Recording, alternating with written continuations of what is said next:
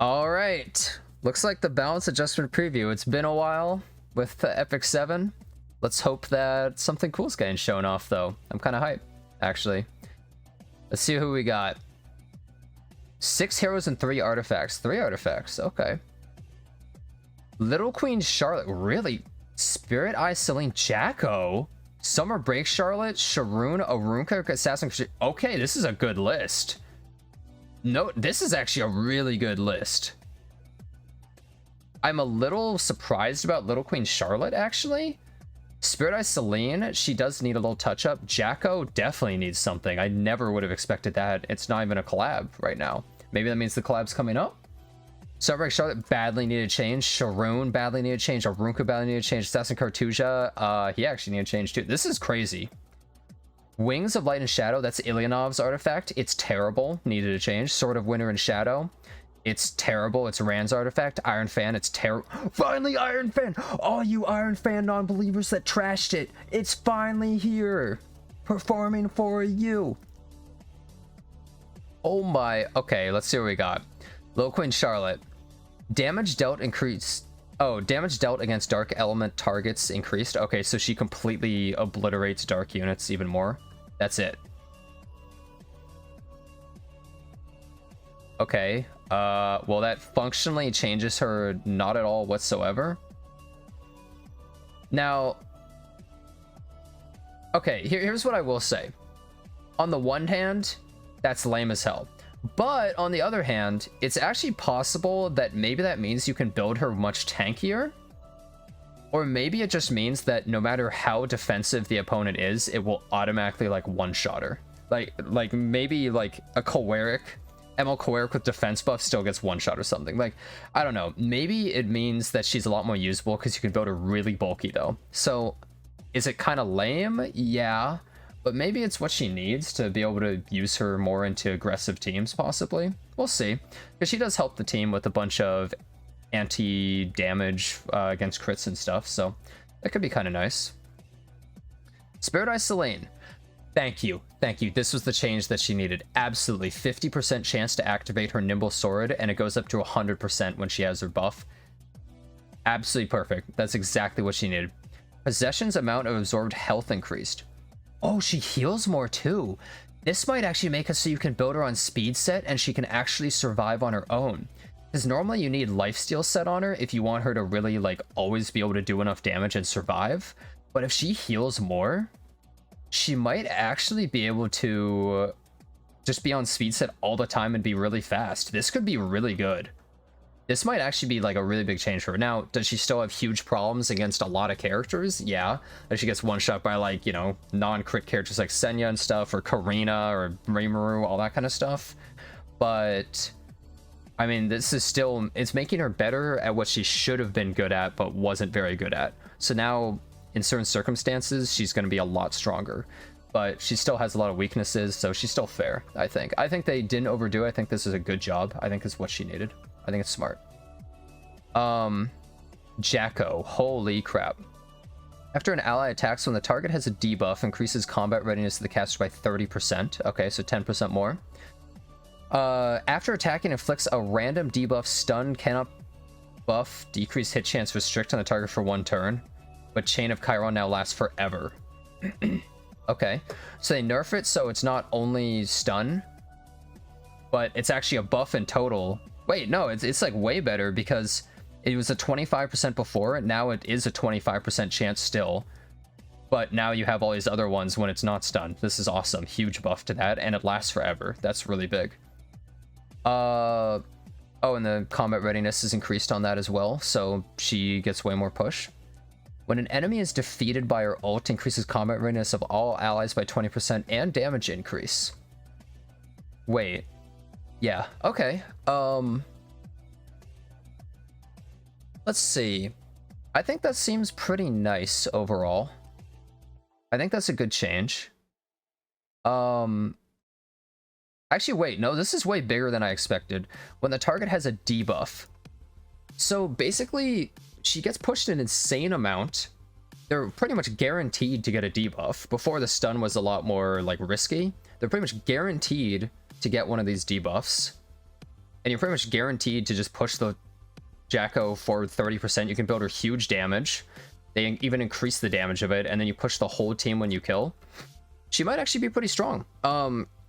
Especially if you're running characters like Kayron and stuff that can strip the what's it called, escort buff off of Arrowell, stuff like that, or Ran. Hell, there's so many characters you can combo her with, I think, and you basically just auto kill them. You could even do something cheeky like use Elagos, which debuffs them, and then she just goes right after and kills and then pushes the team. I think you could do a lot of fun things with this. I actually like these changes for her. I think it possibly gives her a lot more use. We'll have to see the damage increase on her ult, but she might actually hit really hard, and having this last forever is kind of crazy, because characters like Solitaria and stuff, isn't that disgusting having her with Solitaria? You could run a full speed Solitaria opener, because she also gets the mage speed buff. Yeah, she combos with Zeo, you're absolutely right. Yeah, she has a lot more combo potential. That's huge. Because that's the biggest problem with a lot of these aggro cleave characters, is their combo might be hard to pull off, but this is any debuff. When the target has a debuff after an ally attacks, that's kind of crazy. That's really easy to do. So that's a huge change to Jacko, and I like it a lot. Good job with that one. Summerbank Charlotte. I'm actually hype about this one. I like this character a lot. Increases combat readiness by 25% instead of 20. Wow, that's kind of boring. Okay. A basic attack increases crit chance by 30% instead of 20%. That's a nice upgrade, 10% free. At the start of the first battle, gains 60 fighting spirit and grants enhanced dual attack to the caster.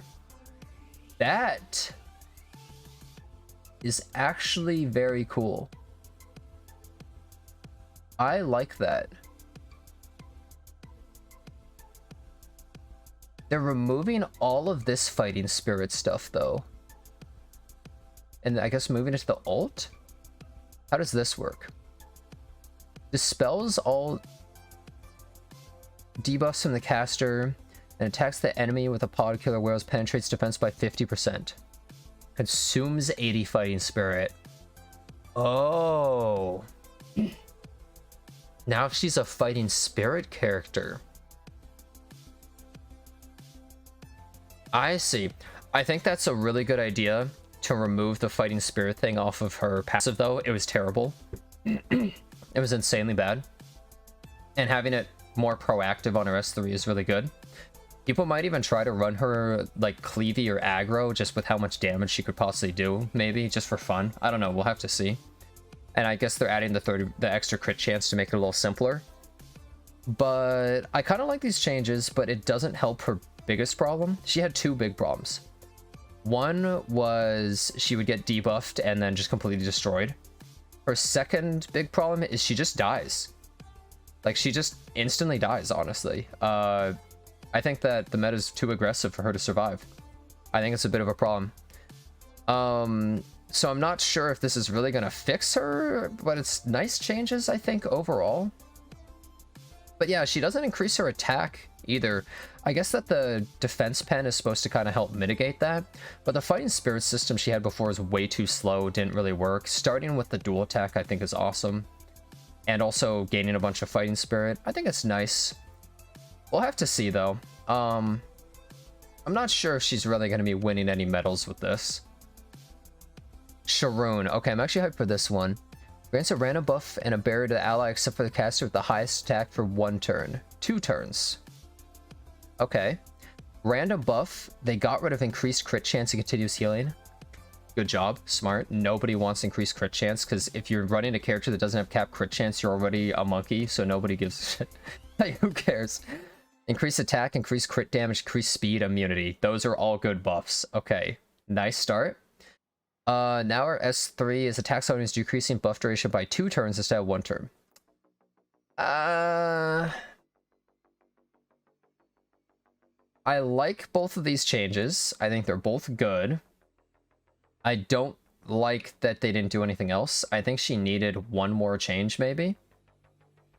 I think if they did one more significant change to her, she could actually be, like, pretty damn good. I think that her team buffing with this is really nice, but it's not insane. Not the biggest fan. I'll go over all the characters at the very end here, though. Arunka. After increased attack, the caster runs up... Okay, so this is her ult. When the enemy is defeated, resets the cooldown of the skill. Damage dealt increased against target with greater barrier increased. Okay, you know, that was her biggest problem, is that her damage kind of sucked, and I like the fact that it resets now. But here's the thing that I don't understand. They got rid of the attack buff. So, already with the attack buff, she wasn't doing enough damage.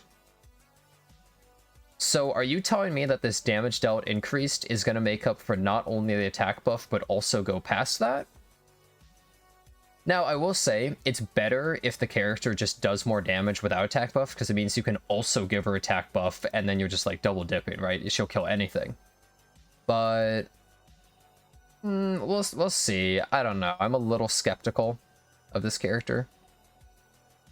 Assasin Cartuja. Okay, now he provokes on his S1. That's good. Increase evasion by 50% and evasion...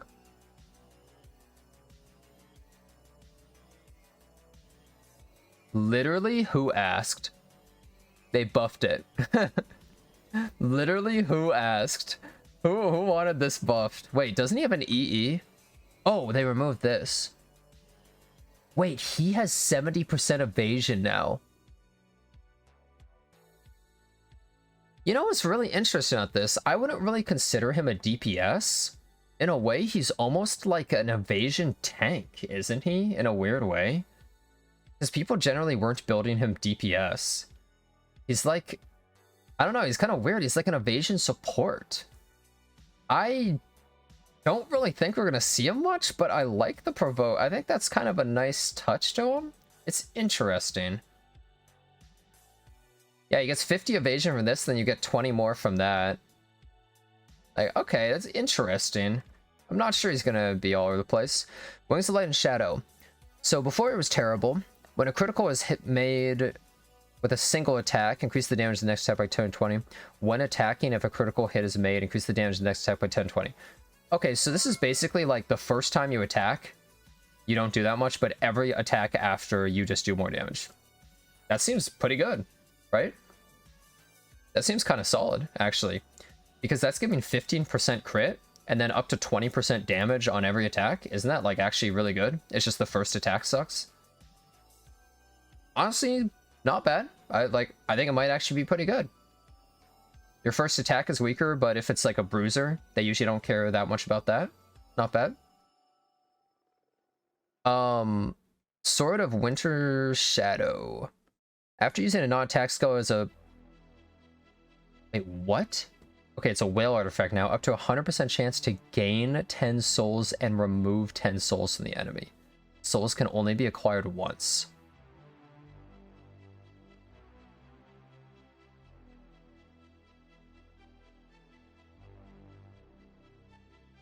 That's interesting. I'm trying to think about what thieves can use it other than just Ran. There might be some. I don't know, like some sort of supporty thieves? Celine can use it, that's true. Aira can use it, the new Karin can use it. Ran S2 plus S3 is 4 souls, so you'd have 14 souls immediately.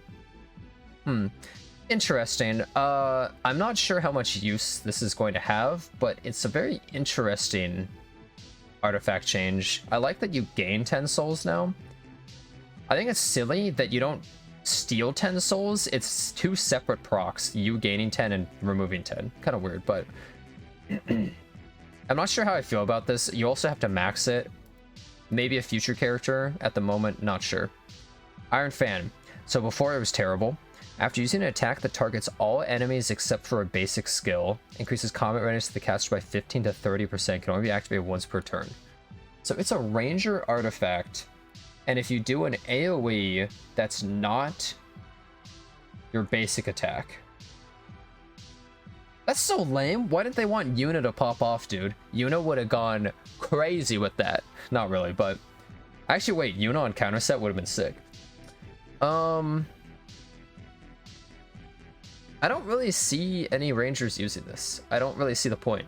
You know why? Because Guiding Light exists, so why would you use anything else? So I still feel like it doesn't have much use. I don't really get it. And that's everything, huh? Recall for Iron Fan. And that's everything, huh? Let me give a little synopsis here of what I think for everything at the end here. Little Queen Charlotte, nice little touch. Nothing crazy. Might let you build her tankier, which would be really beneficial to her. So that would be really nice. Spirit Eye Celine, I actually think smart changes. You don't want to go overboard on this kind of character. People always ask for the moon and are like, oh, this character should also do my homework and taxes and like, I don't know, all sorts of crazy stuff. But I think that this buff and making the heal increased are both really nice changes. Secures her better in her position, because sometimes you would pick her in the perfect position and she would still fail you, and that's just stupid. So good change there. Jacko, actually interesting and fun change. Combos with a lot of characters in the game now, and also adding these permanent buffs is really cool. You might be able to use this with some characters to do crazy stuff. I really like the Jacko change. It actually seems very fun. Very odd, very out of season to have that. Is Guilty Gear coming back soon? Very strange. Summer Break Charlotte. Nice changes. Changes how she works, though. Not sure if it's going to be completely beneficial or how much damage she's really going to be doing. But it's nice that she charges, or she starts with the dual attack. But it doesn't increase her tankiness at all, so I feel like she's still a sitting duck that's going to die, because that was her biggest flaw. Her two biggest flaws were debuffs and tankiness, which is kind of a lot to worry about. And it's nice to dispel with this, but still might be a problem. Sharun, I don't think this is enough, but I think these are nice touches to the character. I think both of them are really nice for her to have, but I still think she's too awkward to utilize and too slow. And I just don't really see the point in using her all the time. But I mean, hey, at least 2 fans of Sharun will be happy, right? All of them. But it's cool. I hope she gets another change in the future. Arunka change, very skeptical of this one. The skill reset thing is cool, but like usually you don't really need it more than once, so I don't really understand why they did that. Normally, if you instantly 1-kill a fourth of their team, 1 hit, just take them out. Usually you're in such a good spot, you don't really need to spam it every turn, so I don't really know what the point is. Because the problem was always actually killing in the first place. And they removed the attack buff and now increase the damage, so like, are you actually doing more? Are you doing less? Are you doing the same? Because if it's the same, that's just not good enough. You need more damage.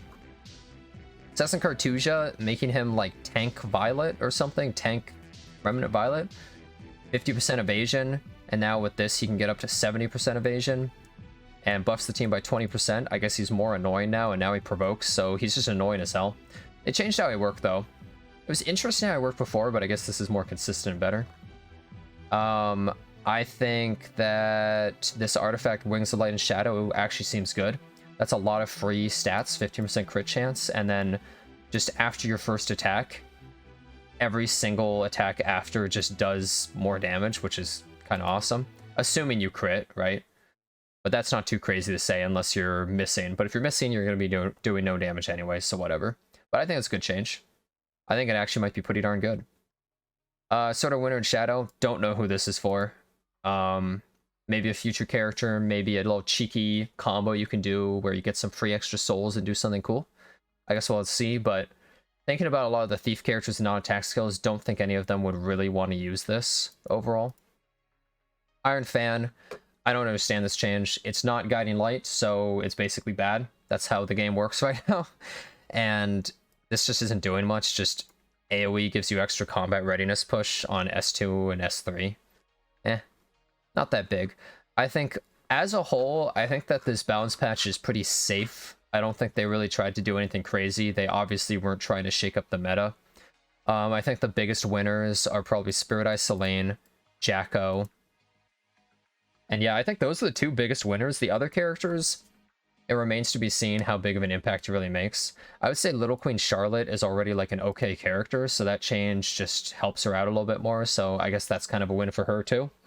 But I don't think this balance patch is really all that impressive or interesting. I'm a little disappointed that even with choosing such a good cast of choices of characters, they didn't really do anything extreme.